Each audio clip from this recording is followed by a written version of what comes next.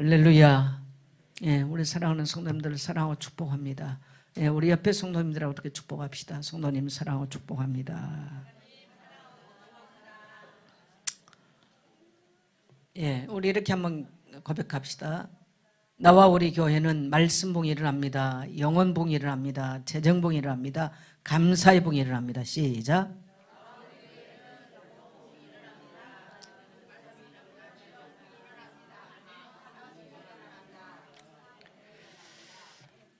아멘. 예, 또 한 번 합시다. 성도님이 있어서 행복하고 감사합니다. 예. 예, 여러분 다 생명노트 펴십시오.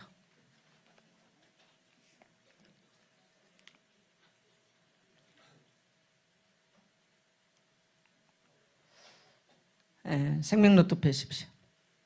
같이 읽습니다. 같이 선포입니다. 시작. 응답의 증인 기록하라. 그리고 기도하라. 주님이 이루신다. 주님, 이 생명노트에 기록된 모든 영혼들을 기억하시고 구원으로 이끌어 주시며 이 책을 펴고 기도하는 모든 이들이 응답의 증인 되게 하옵소서. 아멘. 예. 오늘의 말씀의 제목은 한번 따라합시다. 오직 예수.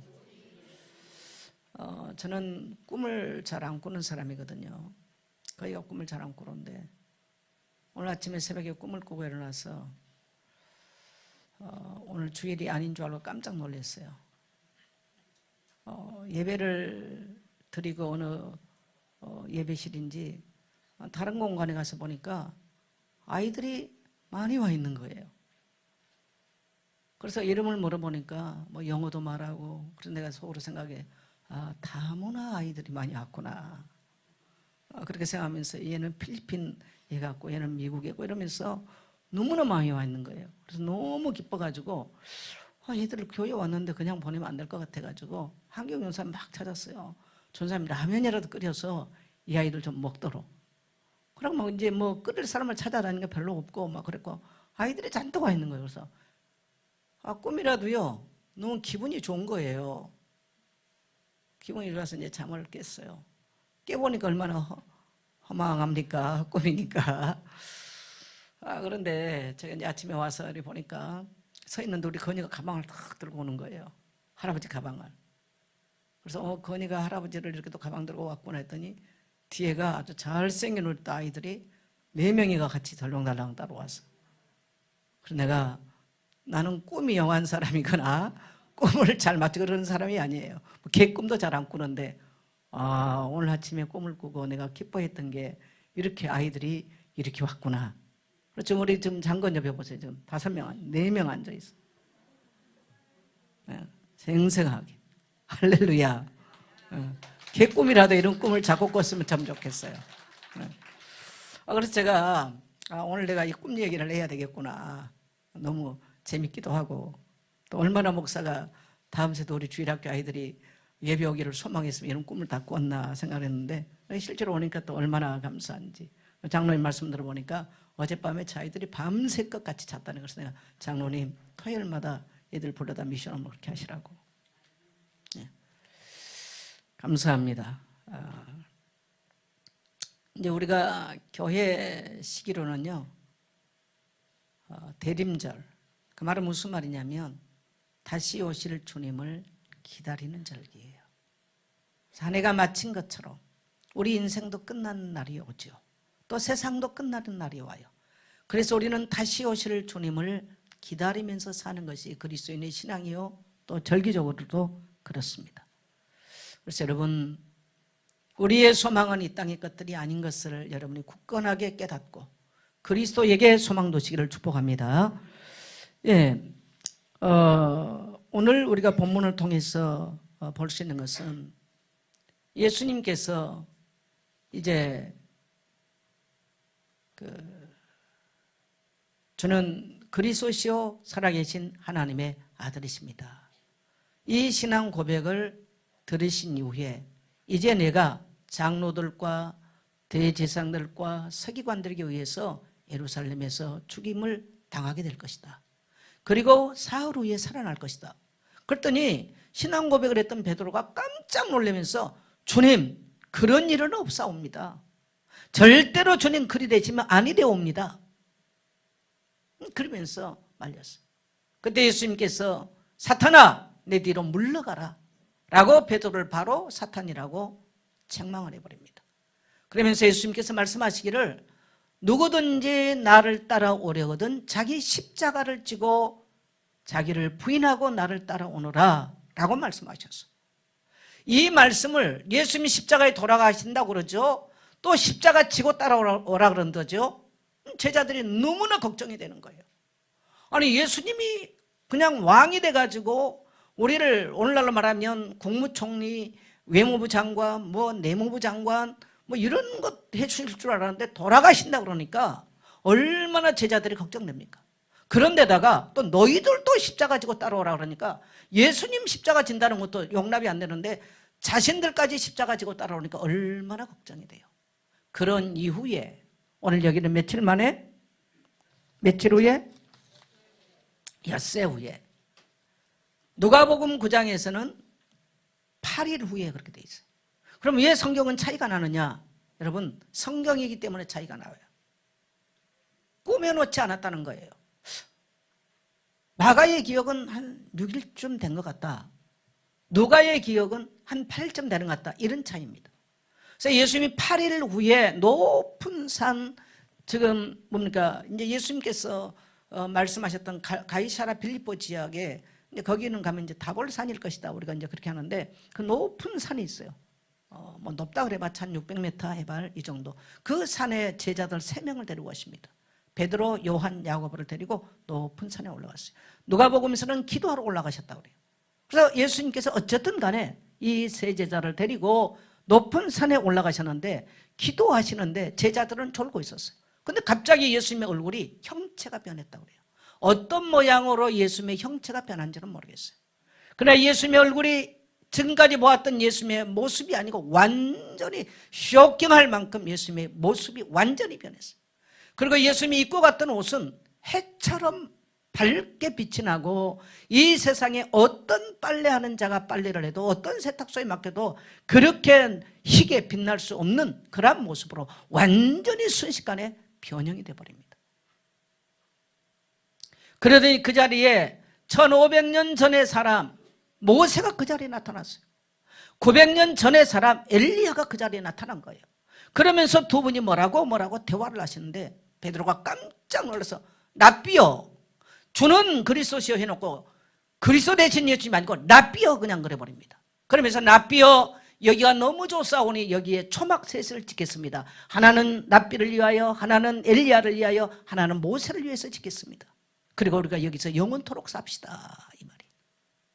그 말을 하니까 갑자기 그냥 구름이 확 덮여버려요. 그 이들이 베드로가 너무 놀랐어요. 구름 속에 소리가 납니다. 이런데 기뻐하는 아들이요 내 사랑하는 자니 너희는 다만 그의 말을 들으라. 그리고 보니까 어느 순간에 모세도 사라지고 엘리야도 사라져버리고 오직 예수만 그들의 눈에 보인 사건입니다. 오늘 여러분 이 사건이 왜 이렇게 기록이 됐을까요? 왜 예수님은 의도적으로 이 일을 행하셨을까요? 이 사건을 통해서 마가복음을 통해서 예수님은 수많은 병자를 고치셨어요. 귀신 들린 자를 고치셨어요. 보리떡 5개와 물고기 2마리로 기적을 행하셨어요. 수많은 일들을 행하시면서 결국은 주는 그리스도시요 살아계신 하나님의 아들이십니다. 그리스도는 뭐 하신 분이냐? 십자가 지실 분이에요. 그리스도는 뭐 하실 분이냐? 부활하실 분이라는 것을 보여주신 것이죠. 근데 예수님은 이 지금 변화산 사건을 통해서 뭘 보여주시냐? 다시 한번 예수가 이 땅에 오실 메시아, 모든 구약이 설명하시고 모든 율법이 설명하는 바로 오실 메시아 그분이라는 것을 변형된 사건을 통해서 변화산의 기적을 사건을 통해서 보여주고 계십니다. 그래서 2절에 보면 엿새 후에 예수께서 베드로와 요한, 야고보와 요한을 데리고 따로 높은 산에 올라가셨더니 그 앞에서 변형되사 그 옷이 광채가 나며 세상에서 빨래하는 자가 그렇게 희게 할 수 없을 만큼 매우 희어졌더라. 이러한 예수님 육체 자체가 변형되면서 예수님은 세상에 오실 메시아 그리스도 되심을 보여주고 계시는 거예요. 왜요? 왜 그랬을까요? 지금 예수님의 제자들이요, 주는 그리스도이십니다, 예수님은 나의 구원자십니다, 생명의 주인이십니다 라고 고백했지만 따라다니니 빵을 얻어먹었어요. 따라다니니 병고침을 봤어요. 어마어마 들떠있는 이들이 예수님 갑자기 돌아가신다고 그러죠. 소망이 끊어지는 것 같아요. 그냥 흔들리는 거예요. 막 예수님이 막 기적을 행할 때는 주는 그리스도시요 살아계신 하나님의 아들이십니다, 이런 어마어마한 고백하다가 이 예수님이 십자가 지고 고난받는다고 그러니까, 영광 받으실 줄 알았는데 고난받는다고 그러니까 이 제자들이 지금 두려움이 가득하고 신앙이 흔들리는 거예요. 여러분, 우리가 신앙생활하면서 우리가 또 처음 예수를 만났을 때는 예수는 나의 생명이십니다, 주님은 내 인생의 주인이십니다, 주님은 나의 인생의 왕이십니다, 주님은 나의 인생의 모든 문제 해결자십니다 라고 고백하다가 우리의 현실 문제가 닥치고 어려움이 닥치면 흔들린 적 없으시나요? 이게 저는 2000년 전에 제자들의 모습만이 아니라고 생각해요. 오늘도 우리는 잘못하면 현실 앞에서 주님께서 뭔가 내가 바라는 그 현실의 모든 걸 채워줄 줄 알았는데 그 채워짐이 없을 때 목사인 저도 실망이 되고 낙심될 때 많죠. 여러분, 우리가 여기서 기억할 것은 내가 낙심하고 실망한다고 해서 예수가 그리스도 되심이 아닌 게 아니라는 사실이에요. 제자들이 흔들린다고 해서 그 예수님이 나약한 존재로 끝나는 게 아니에요. 십자가 지셨다고 예수님은 그 죽음으로 끝나신 분이 아니십니다. 또 예수님이 부활하시고 승천하심으로 그 승천으로 끝나는 것이 아니고 우리가 지금 대림절을 지나고 있는 것처럼 그 주님은 2000년 전 저 감람산에서 승천하셨을 때처럼 이 땅에 구름 타고 다시 오실 주님인 것을 믿게 되시길 바랍니다. 오늘날 우리가 신앙 지키기가 너무 어려워요. 우리 아이들이 오늘 우리 건이가 지금 3명의 친구들을 데리고 왔는데 오늘 저는 우리 어린 아이들이 이 자리가 변화산에서 변환되신 주님을 바라보는 자리 되기를 축복합니다. 성탄절, 저도 어렸을 때 성탄절에 10월달 되면 교회 가서 성탄절 노래 많이 연습했어요. 지금 보니까 성탄절 노래도 아닌데 눈 내리는 겨울밤 차고도 찬밤 감람나무 사이로 눈꽃 피는 밤 율동하면서 많이 했어요. 그러면서 성탄절이 뭔지 모르지만 그 성탄절에 가서 찬양을 하고, 저는 이쁘지를 안 해가지고 마리아를 한 번도 못 해봤거든요.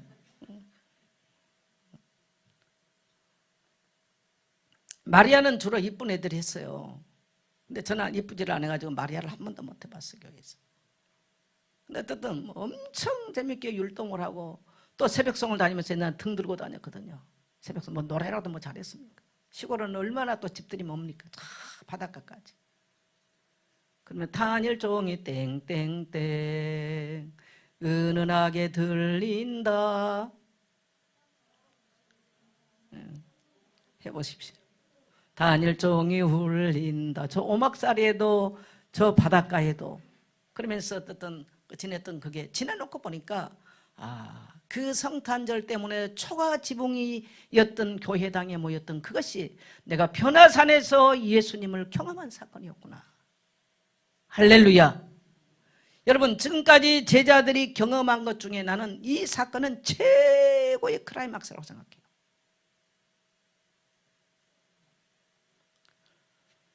최고의 클라이막스 사건. 제자들이 십자가 진다고 하는 것 두려워했었습니다. 제자들이 십자가 받아들이기 어려웠습니다.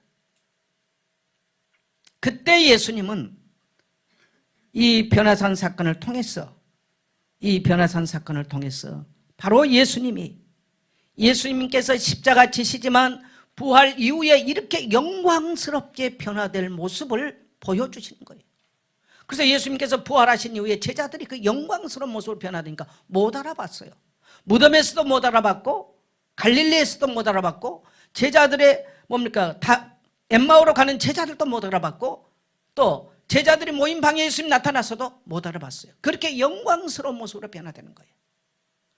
여러분, 우리는 부활을 기다리는 것이 우리 기독교의 신앙입니다. 그런데 여러분요, 십자가 고난을 통과하지 않는 부활의 영광은 없는 거예요. 그래서 언제든지 우리 그리스도인들의 신앙은 따라합시다. 고난을 통과해서. 그래서 이 주의 종들을 하나님이 쓰시기 위해서는 굉장히 훈련을 많이 시켜요. 뭐 오늘날은 난 잘 모르겠어요. 그러나 그래서 우리가 주의 종이 되기 위해서 훈련할 때는 첫째 뭐가 굉장히 훈련 많이 받냐? 경제적인 어려움을 너무 많이 겪어요. 그거 통과해야 돼요. 근데 우리는 인간이기 때문에 늘 좋은 거, 편안한 거, 아니란 거 이거 늘 찾거든요. 그 다음에 뭘 경험하느냐? 질병을 많이 경험해요. 지금이야 뭐 조금 아픈 병원에 가면 되지만 옛날에는 무슨 병원을 갑니까? 돈이 없어도 뭐 무료보험이 나온 지가 지금 불과 얼마 안 되잖아요. 못 가요. 그래서 많은 질병들을 경험해요. 그래서 심지어 폐병은 은혜의 병이다. 왜? 주의 종들이 폐병을 많이 왜? 못 먹었잖아요. 잠 못 잤잖아요. 기도 많이 했잖아요. 이러면서 많은 폐병들을 경험해요. 그래서 웬만한 목사님들이 폐병 경험 안 한 분들이 없어요. 그럼 폐병은 은혜의 병이다 라고 할 만큼. 그런 훈련을 통해서 주님의 치유하심을 경험하고 가난을 통해서 주님의 채워주심을, 배가 고파도 주님을 따라갈 때 주님이 채워주신 주님의 부유함을 경험한 자들이 메시지를 전하고 거기에 많은 하나님의 역사들이 나타나게 되는 줄 믿습니다. 만일에 고난만 있다면, 물론 우리가 주님께 받은 은혜를 생각한다면 뭐 더 큰 은혜가 없죠. 뭐 고난 받는들. 그러나 주님은 반드시 주님의 십자가는 고난으로 끝나는 것이 아니고 부활의 영광이 아침에 온다는 사실을 깨닫게 되시길 바랍니다. 제자들에게 주님이 그걸 가르쳐 주는 거예요. 십자가 지는 것으로 끝나지 않는다는 거예요. 오늘 여러분이 교회와 함께 고난받고 교회 이 시대에 복음과 함께 어려움을 당하고 교회 때문에 만일에 짐을 진다면 오늘 여러분 그것으로 끝나지 아니하고 그리스도의 부활의 영광이 아침에 오는 것처럼 우리의 모든 삶이 변형되는 주님의 영광으로 변형되는 그 시간도 있다는 것을 깨닫게 되시기를 축복합니다. 여러분 세상에서도요 성공하는 사람들이 그냥 어느 날 하루아침에 되는 게 아니에요. 그들은 그 성공의 자리에 가기까지 굉장한 아픔과 어려움을 겪는 사람이 많습니다. 여러분 가정 안에서 누군가는 십자가 쳐야 그 가정이 복음화되어지고 구원받는 역사가 일어난 줄 믿습니다. 교회도 누군가는 교회의 어려움을 감당하고 교회에 정말 전도하고 선교하기 위해서 전도의 현장으로 뛰어가고 사람을 이렇게 세우고 밤을 새워서라도 그들을 양육하는 사람이 일어나야 그런 씨를 뿌려야 그 다음에 열매가 나타나는 거예요. 할렐루야. 교회의 비밀이에요. 우리 모든 성도님들 고난받는 그리스도만 바라본다면 누가 예수 믿겠습니까? 그러나 부활의 아침 모든 사단의 권세를 깨뜨리시고 사망 잡은 자 마귀의 일을 질그릇처럼 밟으면서 부활하신 주님을 바라보게 되시기를 축복합니다. 그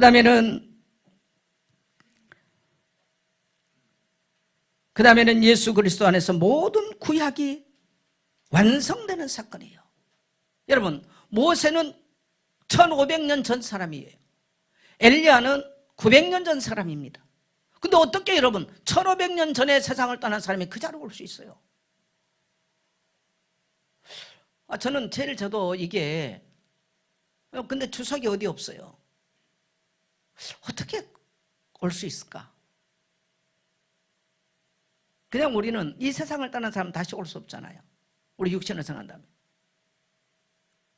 이제 부활 사건 관점으로 본다면 해석이 되는 얘기예요.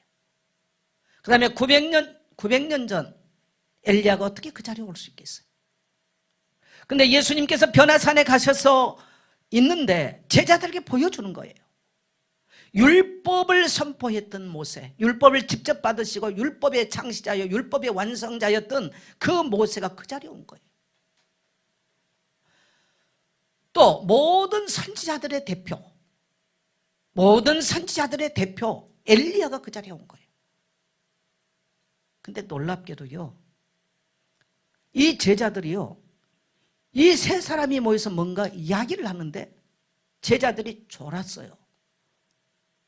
제자들의 특징, 오늘날도 교회를 보면요, 잘 좋은 사람들이 있거든요. 여러분 졸아버리면요 뭐 하는지 모른다고 꼭 가셔야 돼요. 나는 좋은 사람들이 튼 이런 말이에요. 아 목사님 나 그래 다 드려요. 그 말 하지 마세요.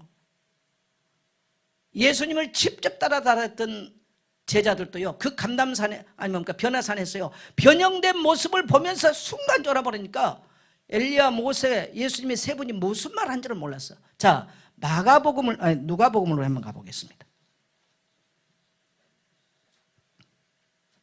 누가복음 9장 30절로 31절. 네, 같이 갑니다. 시작. 예수와 함께 말하니 이 모세와 엘리야라 영광 중에 나타나서 장차 예수께서 예루살렘에서 별세하실 것을 말씀하실 때, 예, 이 두 사람이 함께 예수님과 무슨 말씀을 하셨어요? 예? 예루살렘에서 별세하실 것을 말씀하셨어요. 근데 그 뒤에 보면요 제자들은 졸았다고 나와요. 그래서 못 알아들었어요. 뭔 말한지. 여러분 교회 와서 졸면 뭔 말한지 못 알아들어요. 그거 꼭 아셔야 돼요. 그래서 가장 신앙의 본질을 놓쳐버려요. 오늘 제자들이 들었어야 될 내용은 예루살렘에 돌아가서 예루살렘에 가서 별세한다는 얘기를 들었어야 돼요. 할렐루야. 그게 포인트예요. 포인트. 모든 여러분 율법이 뭘 설명합니까? 창세기 3장 15절 여자의 후손 오신다. 가죽옷 그분이 와서 피 흘려 죽으신다. 출애굽기 6월절 양의 피를 바름으로써 저 400년 동안 노예된 데서 해방될 수 있다. 방주 안에 들어가야 구원받는다. 5대 제사 레위기를 통해서 드렸던 5대 폐제사 그 피가 뿌려짐으로 레위기 17장 11절에 피 흘림이 없은즉 죄사함이 없느니라. 할렐루야. 바로 오실 메시아 그가 피 흘려 죽으실 것을 이미 율법은 말씀하고 계시는 것입니다. 율법을 잘 지킨다 못 지킨다 그 얘기가 아니고요 여자의 후손이 오셔서 마치 어린 양과 같이 죽임을 당하여 모든 사람들의 죄 문제를 짊어지시고 모든 인생의 문제를 해결할 것을 말씀하신 줄 믿습니다. 그걸 제정했던 모세가 그 자리에 왔어요. 모세가 그 예수님을 가르쳤던 모세, 그 예수님에 대해서 이정표를 말했던 모세가 그 자리에 왔어요. 그리고 엘리야 850명의 바알 선지자들을 그냥 이기고 하늘에서 불을 끌어내려서 제단에 불을 태우고 그가 기도하니 하늘문이 닫히고 기도하니 하늘문이 열리는 그런 기적의 사람. 예수님의 기적은 엘리야보다 지금 계속 더 하고 있지 않습니까? 그걸 보여주는 거죠. 그리고 엘리야는 결국은 이 땅에서 죽음을 당하지 아니하고 하늘로 승천한 사람이에요.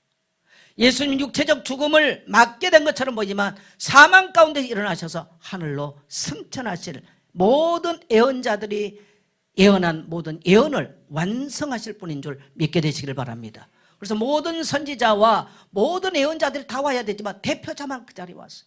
그래서 율법의 완성 예수 그리스도. 따라합시다. 율법의 완성 예수 그리스도. 모든 예언의 완성 예수 그리스도. 그래서 율법의 대표자와 예언의 대표자를 그 자리에 부르신 것입니다. 그래서 이 예수님의 생애는 십자가와 부활로 모든 성경이 완성돼 버려요. 모든 성경은 오실 메시아 그리스도를 말하고 예수님의 죽음과 부활을 통해서. 그래서 이 지금 세 분이 의논하는 것은 예루살렘에 올라가서 십자가 지고 돌아가실 얘기란 거예요. 아마 제자들이 그걸 또 귀담아 들었다면요 깜짝 놀랄 뻔. 이분들까지 와서 죽는다고? 깜짝 놀라 도망갈지 모르겠어요. 근데 졸았어. 어쨌든 졸아버린 거예요. 다행인지 불행인지는 모르겠어요. 아마 들었다면 그래 이분들이 가르쳤던 우리가 그토록 지키려고 했던 율법이 바로 예수 그리스도 그리스도에 대해서 말씀이겠구나 깨달았을지 모르겠어요. 근데 졸아버린 거예요. 졸다가 베드로가 눈을 번쩍 뜬 거예요.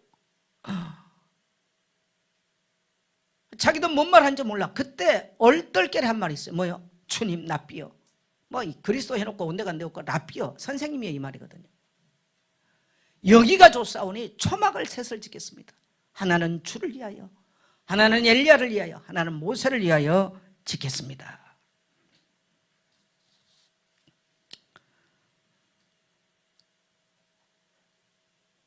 그러더니 갑자기 이 두 분이 사라져 버렸어요. 여러분, 이 세상의 모든 것은 사라질 날이 와요. 따라합시다. 이 세상의 모든 것은 사라질 날이 온다. 우리가 대단하다고 생각했던 거 사라질 날이 와요.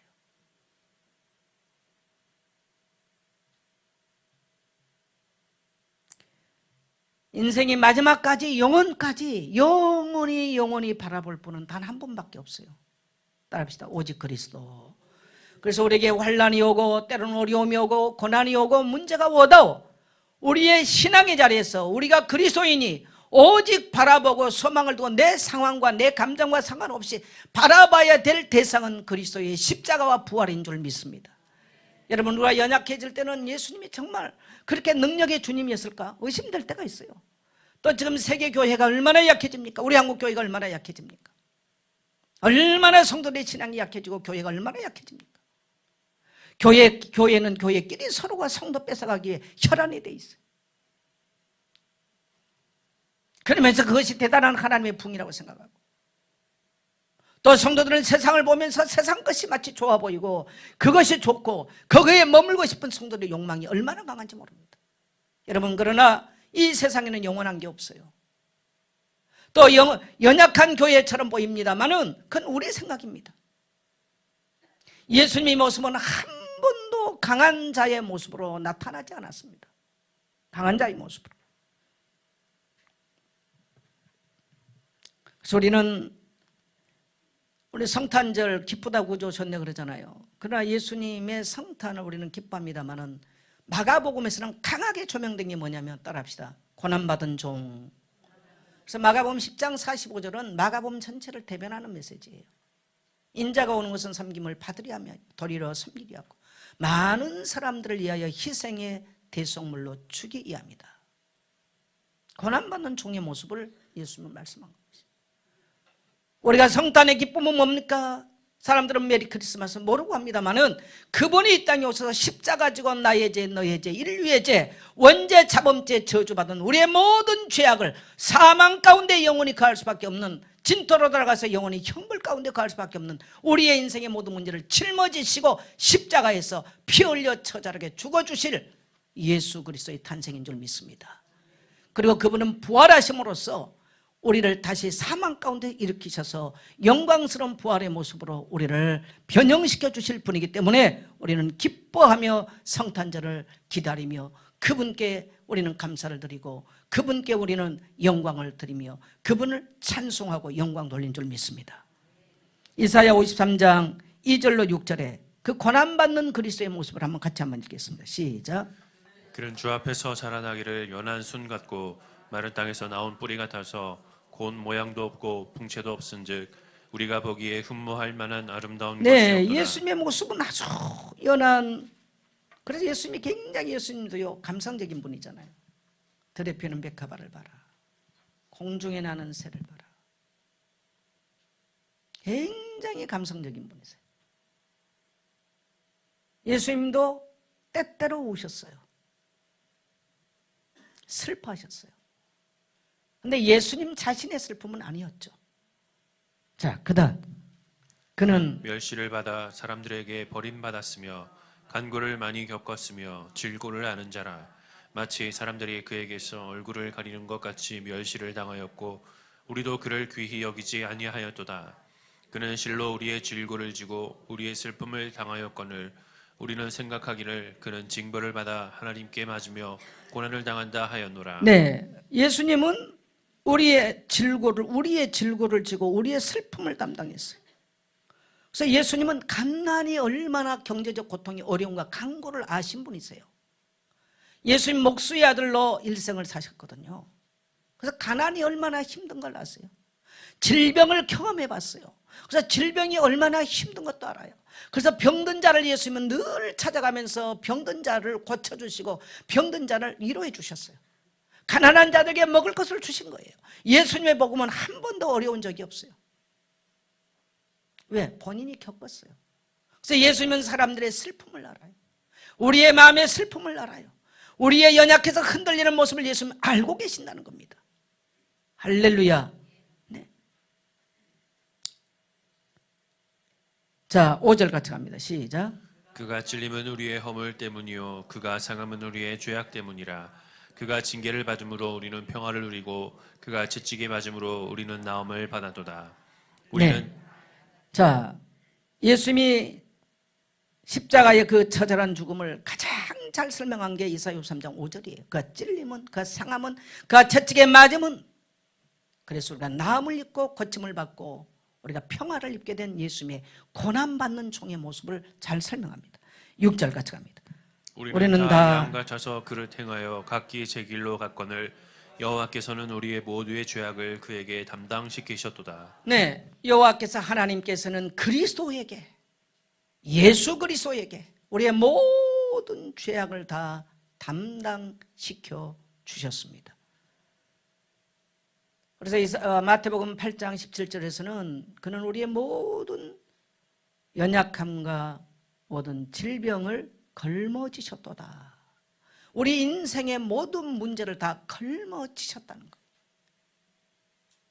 그래서 예수님은 이 땅에 오셔서 십자가 지셔야만 되고 돌아가셔야만 되고 그분은 부활하시기 위해서 오신 분이에요. 우리는 오늘날 예수 믿으면 모든 것이 만사형통, 모든 것이 잘 되고 모든 것이 건강하고 너무 그런 기복적인 신앙에 많은 포커스가 맞춰져 있습니다. 그러나 여러분, 저는 제가 예수 믿어 보니까 하루아침에 인생의 시온의 대가 열려지고 간 거라고 그러지 않았어요. 때때로는 질병을 통해서 하나님이 더 낮아지게 만들고 젊은 날은 인생의 문을 막아놓고 그렇지 오직 하면 젊은이란 말이 절자, 문자를 써서 문이 막힌 인생이다라는 뜻으로 쓰겠습니까? 그래서 인생의 무릎을 꿇고 그 하나님을 구하고 그 하나님의 얼굴을 구하는 것이 바로 예수 믿는 인생의 삶이더라는 거예요. 우리는 이 땅에서 초막 짓고 여기가 좋사오니 그렇게 살고 싶지만 하나님은 우리에게 이 땅에 여기에서 부귀영화를 누리면서 좋사오니 그 초막 가운데 살기를 원하지 않는다는 걸 여러분 깨닫게 되시기를 축복합니다. 고난이 있습니까? 그리스도를 바라보십시오. 아픔이 있습니까? 그리스도를 바라보십시오. 주님은 여전히 십자가에서 우리의 모든 문제를 끝내시고 우리가 그 주님께로 나오기를 원하신 줄 믿습니다. 그래서 여러분, 제자들이 굉장히 지금 신비한 체험을 하잖아요. 물론 지금까지 오면서 뭐 바다를 거느시고 파도를 잠잠게 하시고 죽은 자를 살리고 보리떡 5개 물고기 2마리로 많은 신비한 체험만 했어요. 그러나 그 많은 신비한 체험도 체험이지만 저는 이 변화산 사건은 굉장히 제자들 가슴속에 깊이 각인됐을 거라고 봐요. 그 영광스러운 모습으로 변형되는 것이 무엇인가? 여러분, 부활 너머에 우리의 삶을 그렇게 소망해 보시나요? 오늘날은 지금 세상이 너무 세상이 부활 이후의 삶처럼 유혹한 게 너무 많아.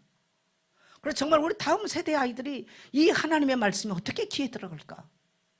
저들을 사로잡아버리는 게 지금 너무 많잖아요. 어른 성도들에게도 제가 이 말씀을 준비하면서요 많이 내가 힘들어지더라고. 이게 지금 오늘 살아가는 성도들에게 이 말씀의 메시지가 맥힐 수 있을까? 자, 여러분, 오늘 여러분의 말씀으로 받아들여지십니까? 제가 이 말씀을 준비하면서 많이 고민됐다니까요. 왜? 목사도 때로는 흔들린대. 뭐 신앙의 본질이 흘린다는 게 아니라요, 이 세상 지금 돌아가고 교회의 모습을 보며 두려워질 때 많아요. 목사도 하물며 제자들이 얼마나 두려웠을까? 한 번도 가보지 않는 길을 가는 그들이.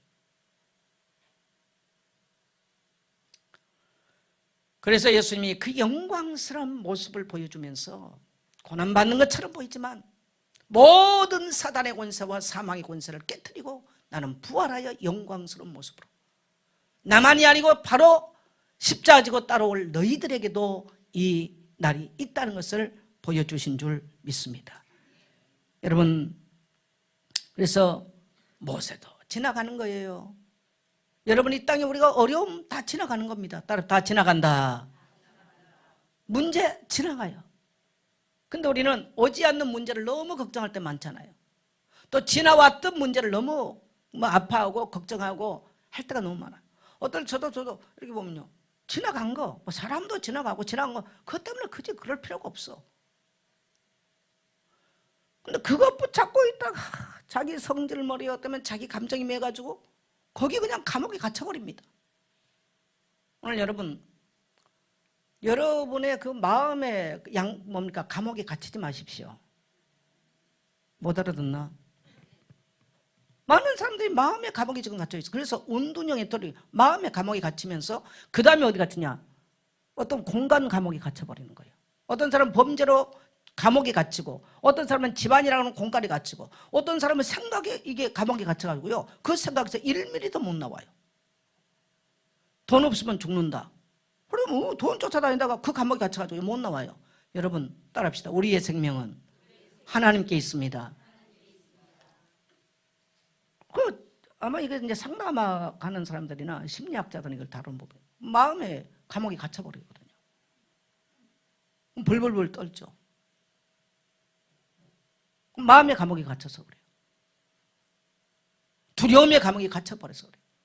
오늘날 그래서 현대인들이 굉장히 문제가 뭐냐면요, 공황장애예요. 많은 연예인들이 공황장애를 경험해요. 막 무대 앞에서는 어마어마하게 영광을 받잖아요. 돌아서 내려오면 너무나 허탈하죠. 그러니까 이 영적인 신앙이 없는 사람들은 그 공허함 때문에, 그 외로움 때문에 너무나 많은 사람들이 공황장애를 알아요. 오늘 현대인들은 지금 너무나 많은 사람이 공황장애를, 그러면서 자기 마음에 감옥에 갇혀버리는 거예요. 그럼 이게 그런 연예인들만 이야기입니까? 아니에요. 너무 많아요. 오늘 혹시 지금 우리 교회 안에도 뭔가 두려움에, 염려에, 근심에 마음에 갇힌 사람들 계시다면 오늘 우리의 모든 문제를 질그릇처럼 깨트리시고 우리에게 영원한 생명의 주가 되신 그리스도를 바라보게 되시를 축복합니다. 오늘 현대인들이 제일 문제예요. 지나왔던 문제 속에, 또 앞으로 오지도 않는 문제 속에 너무나 많은 사람들이 이 고통을 당하고 삽니다. 우리 주님은 세상 사람들이 추구하는 것과 정반대잖아요. 세상 사람은 조금만 자기 하면 자기 드러내고, 그래서 우리 목사들에게는요, 우리가 이제 늘 신학교 때 어른 목사님들이, 교수님들이 그 얘기하는 게 있어요. 항상 명예를 조심해라. 남자들 성문제 조심해라. 한순간에 무너져 버려요. 또 돈 조심해라. 돈, 명예, 성이라는 얘기죠. 이거는 불신자도 똑같이 추구하고 목사들도 갖고 싶은 거예요. 어제 제가 그 상담학 제 교수님하고 이런저런 통화를 했어요. 연말에 그래서 식사 좀 같이 하자고 통화를 하면서, 그분이 이제 많은 목사님들도 상담을 하고 있는데 그런 얘기를 하더라고요. 자기가 목회를 해보니까 이제 교수를, 지금도 물론 교수 아직 정년은 아직 안 됐는데, 남편이 돌아가시면서 몇 년 동안 남편이 돌아가시기 전에 목사 안수를 하도 받으라고 그래가지고 교수를 하면서 목사 안수를 받았어요. 이분이 공부를 해가지고 목사 안수 받고 나서 2개월 하니까 남편이 갑자기 나가서 돌아가셔 버렸어. 길에서 집 나간 지 1시간 만에 돌아가셔가지고 너무너무 충격이 돼가지고 남편이 누워있는데 갔는데 목을 졸라버리고 싶더래요. 나쁜 사람이라면서. 그래서 남편이 갑자기 떠난 이 모든 걸 지탱을 하는데 얼마나 힘이 들고, 그러면서 이분이 공황장애도 오고, 그러니까 너무너무 힘들어가지고 이제 한번 전화가 와서 같이 식사도 했는데, 교수님, 그런 많은 사람 상담을 했는데 본인이 어려움 당하던, 목사님, 내가 강의했던 거 가짜 같아요.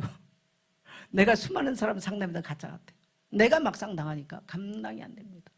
그럼 너무너무 어려워가지고 내과를 계속, 너무나 식사도 못하고 내과를 갔다가 내과에서도, 내과에서 해도 안 되고 무서는 정신과 치료를 좀 받으라. 정신과 치료를 좀 받고 나니까 요즘 목사님 제가 식사도 하고 많이 좋아졌어요. 그러더라고요. 그러면서 식사 한번 같이 하자는데. 근데 그분이 이런 말을 해요. 많은 목사님들이 이제 상담을 많이 했는데, 큰 교회도 있고 하는데 성문제가 터져가지고 한순간에 교회도 잃고 쫓겨나, 이런 목사를 봤는데, 옛날에는 왜 그럴까 했는데 자기가 보니까 목사들이 제일 겪기 쉬운 감정이 뭐냐면 패배의식 같다. 왜냐하면 수많은 성도들이 이동을 하잖아요. 여기서 오는 그 패배감을 달랠 길이 굉장히 없는 것 같다. 불신자 같으면 와서 뭐 술이라도 먹고 그러는데 목사들은 그러죠. 그래서 그 교수님, 상담학 교수가 표현이에요. 자기가 뭔가 패배감을 느꼈을 때 남성으로서의 남성성을 드러낸 게 아니겠는가라고 심리학자 입장에서 이야기를 하더라고요. 그러면서 자기가 그런 관점으로 보니까 이해가 된다. 자기가 교회를 다 빼앗긴다 할지라도 무너지면서, 참 비참한 이야기인데, 근데 사람은 똑같이 명예욕을 가지고 싶고 다 그러는 거예요. 그 좋은 자리 가고 싶은 게 목사든 사람이든. 그래서 하나님이 그를 훈련을 안 시켜놓으면 누구는 안 그러겠습니까? 네. 좋은 자리 있고 싶은 거죠. 그러나 주님은 한 번도 좋은 자리에 계신 적이 없었어요. 그래서 제가 이런 설교를 하려고 그러니까 오늘날 다 좋은 거, 자식이 좋은 것이고 다 이런데, 이 말씀이 오늘 여러분에게 맥힐 수 있을까 내가 고민이 되더라니까요. 여러분, 여러분의 것으로 받아주시면 아멘 합시다. 여러분, 우리가 현실적으로 받아들이지 않아도 하나님의 말씀은 진리인 거예요. 네. 그래서 우리는 연약하기 때문에 넘어질 수도 있고 실수할 수도 있습니다. 그래서 우리는 다시 이 땅에 우리의 문제도 사라지고 우리의 아픔도 사라지고 슬픔도 사라집니다. 언젠가는 다 지나고 끝나는 날이 와요. 따라합시다. 오직 예수.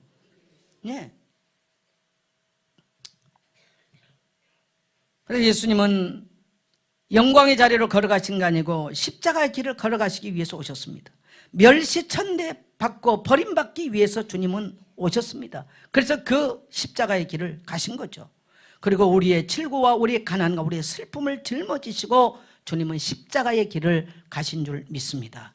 그래서 우리는 오직 예수를 바라보고 그 주님을 따라가는 것이 우리 그리스도인들의 삶이어야 돼요. 자, 8절 같이 갑니다. 시작.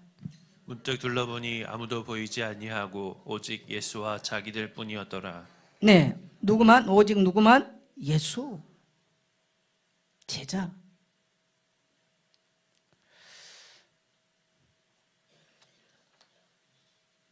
우리 영권사님이 제가 들어오니까 크리스마스 카드를 손을 써서 주셨어. 몇 년 만에 손글씨로 쓴 카드를 받은 것 같아. 사랑하는 목사님, 늘 감사드립니다. 꿀송이처럼 달콤한 말씀에 힘을 얻고 제자의 삶을 살게 하시니 감사드려요. 회복을 넘어 품게 된 한 해였습니다. 제가 여기서 마음에 담는 것은 제자의 삶을 살게 하시니. 제가 오늘 이 부분에 제자란 말을 단어를 쓰기가 참 어려웠습니다, 사실은. 근데 연구사님 60 넘었죠? 네, 60을 넘은 우리 연구사님이 제자의 삶을, 내가 청년들이면 내가 그래 했는데 60 넘는 권사님이 제자의 삶을 살게 하시니 감사합니다. 그래서 제가 들고 올라왔어요. 여러분, 목회자의 인생을 내가 돌이켜보니까요, 제자 한 명 만든 게 너무 어려워. 저는 원래 제자의 단어를 잘 안 써요. 근데 우리 권사님이 이 단어를 써서 제가 아침에 감동을 먹었어요. 예수님 12명 불렀는데 한 명은 아예 배신자, 예수님 팔았어요. 그래 지옥의 제일 아랫자리는 누굽니까? 누가 쓴 책에 오디세이인가? 어디 있어요? 그 책. 지옥에 대해 쓴 사람 누구예요? 거기에 가룟 유다 있다고 그러잖아요.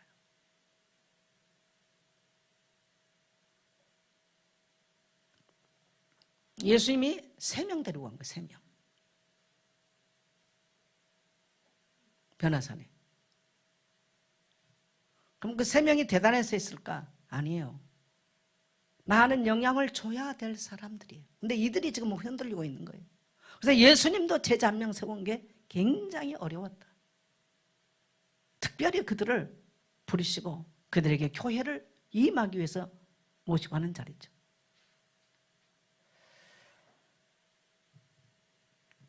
우리가 이 땅에서 그리스도의 제자로 살아간다는 것, 따라합시다. 십자가 지고 가는 것이다. 여러분, 교회 와서 영광 받을 생각하지 마세요. 교회는 그렇게 영광스러운 자리는 아니더라고요. 항상 우리에게 영광이 주어진다면 무엇도 함께 있어야 돼요? 책임도 의무도 같이 따라가는 거예요.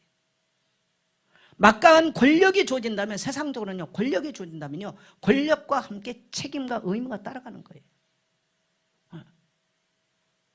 그리스도의 영광스러운 모습을 우리가 소망하고 산다면요, 이 땅에서 우리가 져야 될 십자가, 감당해야 될 그리스도와 함께, 그리스도의 교회와 함께 감당해야 될 것이라는 거예요. 이것을 지고 갈 수 있는 성도 되시기를 축복합니다. 예. 그래서 오직 예수를 어떻게 따라가느냐? 제가 생각해서 오직 예수를 어떻게 바라볼까? 이 십자가 그런 거 보냐? 아니겠죠. 그래서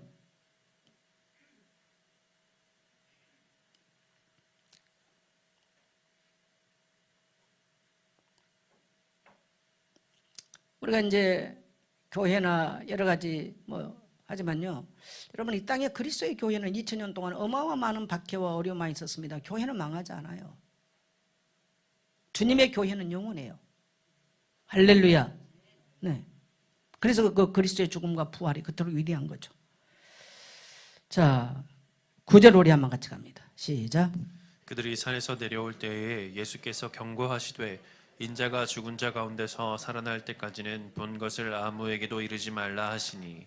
네, 예수님은 그 중요한 십자가 사건, 내가 십자가의 길을 걸어갈 것이다. 너희도 이 길을 따라와라. 그러나 영광의 날이 기다리고 있음을 깨달아라. 여러분, 복음 때문에 정말 여러분이 헌신하고 교회를 돌아보고 목장을 지키고 정말 기도하고 주의 종들의 수종을 들고 한다면 영광의 날이 있음을 깨닫게 되시길 축복합니다. 그래서 그 자리에 갈 수 있는 성도들이에요. 그런데 주님은 제자들이 주님 여기가 조사원의 초막새 짓겠습니다. 무슨 말입니까? 너무너무 황홀하고 신비한 그 자리에 오래 머물고 싶다는 얘기예요. 그 초막이 무너질 때까지. 다 이건 우리 모두가 느끼는 감정들이고 욕심이겠죠. 근데 예수님은 어떻게 했어요? 산에서 내려가면서 이 엄청난 거 본 거 말하지 말라. 비밀로 붙였어요. 왜? 진짜로 이걸 본 걸 말했다면요, 가짜로 따라올 사람도 많거든요. 예수님 말하지 말라는 거예요. 그리고 내려왔어요. 이 말은 무슨 말입니까? 우리는 주님을 경험했다면, 그리스도를 통해서 구원을 경험했다면 그 자리에 머물고 있으면 안 됩니다. 따라합시다. 사명의 자리로 내려가야 된다. 성도들에게는 여러 가지 모습이 있어요. 정말 복음을 받고 인생이 바뀌면 정말 사명의 자리로 가서 헌신하는 성도가 있는가 하면 자꾸 자기를 뭘 어떻게 하려고 하는 성도가 있고요. 어떤 사람은 아무것도 아닌 성도가 있어요. 수십 년을 교회에 출입했지만 그 사람이 교회 다녔어. 부산의 정필도 목사님이 소영록의 제일 큰 교회인데 그분이 한 이야기를, 정원주 목사님 거기 장로 출신이잖아요. 30살 때 청각대 장로를 하셨어요. 근데 정필도 목사님이 설교를 하시다가 이 얘기를 한 이야기를 하시더라고요. 교회 집사한 사람이 인사를 한 거죠. 장 목사님 못 알아봤어요. 물론 첫째는 목사님 문제도 있겠죠. 누구냐니까 나 이 교회 집사라니까. 바로 그분이 점잖으신 분이잖아요. 나쁜 년. 교회 집사인데 내가 당신을 몰라볼 때까지 교회에서 뭐 했냐. 정필도 목사님 바로 욕을 했다는 거죠. 굉장히 점잖으신 분이에요, 그분이. 옛날에 성도들은 그래도 뭐 대놓고 나쁜 년 해도 잘못했습니다. 그리고 돌이킨데 요즘 같으면 나가버리잖아요. 나가버려. 그러니까 안 해, 요즘은. 그게 좋은 건 아니죠. 여러분이 교회 성도라면요, 여러분이 성도로서의 쓸 자리 쓰십시오. 권사가 쓸 자리, 장로가 있어야 될 자리, 목자가 있어야 될 자리, 집사가 있어야 될 자리, 그리스도인으로서 있어야 될 자리. 오늘 여러분 꼭 그 자리, 그 사명의 땅, 여러분이 경험했던 아픔을 가지고 그 자리에 가세요. 그러면 주님이 거기서 또 다른 사람을 위로할 것입니다. 여러분이 받았던 슬픔과 절망과 여러 가지 어려움을 겪었던 것 가지고요, 또 다른 똑같은 사람들의 자리를 찾아가십시오. 왜 주님이 지금 내려갑니까? 산 밑에는 수많은 사람들이 죽음에 두려워하고 질병과 간고에 묶여서 고통받거든요. 그래서 주님도 내려오는 거예요. 우리끼리 초막 짓고, 오늘 왜 교회가 지탄받습니까? 우리끼리 맨날 노래하고 우리끼리 있어요. 그래서 세상은 교회를 안 좋아해요. 그래서 여러분, 성탄절만이라도 우리 이행복 집사님 늦게 오셨는데요, 오산병원에 크리스마스 오후에 간다고 아까 광고했어요.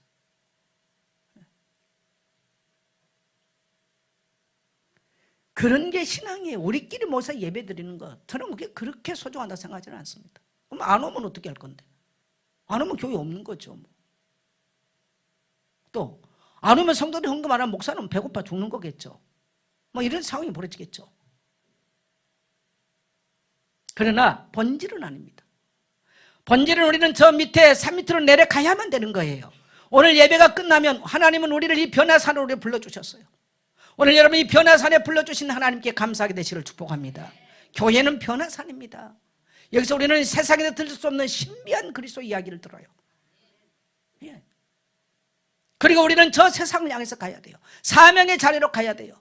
내가 이 땅에 살면서 겪었던 아픔을, 내가 이 땅에 살면서 겪었던 슬픔을, 내가 이 땅에서 겪었던 여러 가지 갈등과 여러 가지 문제를, 그러면서 주님 때문에 이러한 문제를 넘어서고 주님 때문에 주님 교회 공동체와 함께 승리한 이야기를 저 세상 사람에게 들려준다면 그들은 또 이 변화산으로 향해서 올라오게 될 줄 믿습니다. 그래서 우리는 내려가야 되는 거죠. 어떻게 우리가 예수만 어떻게 바라봅니까? 여러분 예수를 알려면요 성경 읽으시고요, 말씀으로 양육받으시고요, 교회 공동체 안에 있어야 돼요. 나는 조혜련 그 간증할 때 그 엄마가 성경을 하루에 8시간씩 앉아서 읽잖아요. 인재평신도가. 근데 그분이 야야 성경에 보니까 말씀이 하나님이더라, 하나님이 말씀이더라, 그러니 성경 읽어야지. 그 90된 할머니가 하루에 8시간씩 안 그러면 말씀이 성경이고 성경이 하나님이고 하나님이 성경이더라. 따라합시다. 하나님은 말씀이다. 그럼 교회 와서 말씀을 배워야 돼요. 그래야 예수 바라보게 돼 있어요. 그래 아니면 지 생각으로 빠져요. 그럼 교회 공동체 안에 있어야 돼요. 내 핑계 일이 되고 저 되고 그러면요 주님 못 따라갑니다. 여러분 공동체는요 같이 먹다면 같이 먹어야 돼. 일꾼 대단하지 않아요. 자꾸 지 생각 튀어나온 사람은요 목사라도 권사라도 장로라도 그건 일꾼 아니에요. 지 생각 죽여야 돼요. 예, 십자가 지고 가야 되니까. 그래서 같이, 그래서 여러분 교회가 작다 할지라도 교회 공동체를 함께하는 그리스도를 바라보고 있는 자들이 있다면 교회는 든든하게 주님 오실 때까지 갈 수 있는 줄 믿습니다. 그래서 말씀 훈련받고 말씀을 따라가야 돼. 교회 공동체에서 함께하는 것, 그것이 주님을 바라보는 길이에요. 그리고 성령 받고 사명의 길을 가는 것이, 여러분 성령 받지 못하고 내 생각을 하면 거기는 반드시 어려움이 옵니다. 우리는 세상 집단이 아니거든요. 그게 오직 예수를 바라보는 방법이죠. 그래서 우리는 여기가 조사오니 신앙을 버려야 돼요. 영광의 자리에 오래 머무르면 두려움의 구름이 덮쳐버려요. 두려움의 구름이. 언제든지 하나님은 영광 받을 그 사람을 가만두지 않습니다. 하나님의 영광을 가르친 가룟 유다를 뭡니까? 헤롯을 주님은 죽이십니다. 네. 산 아래에 고통당하는 자들의 땅으로 내려가십시오. 그래서 여러분의 생명 노트는 땅 아래 고통받는 자들의 사명의 땅인 줄 믿습니다. 네, 그리스도의 십자가와 부활을 믿고 돌아올 때까지 우리의 십자가를 지고 그 사명의 땅 노트에 적고 끝내지 말고 그들의 이름을 부르면서 기도하고 그 다음에는 그들을 향해서 액션을 취하십시오. 찾아가고 이루하고 필요를 채워주고, 그래서 그들이 그리스도의 사람으로 이 변화산에 올라와 신비한 그리스도를 경험할 때까지 수종도는 여러분 되시기를 주의 이름으로 축복합니다.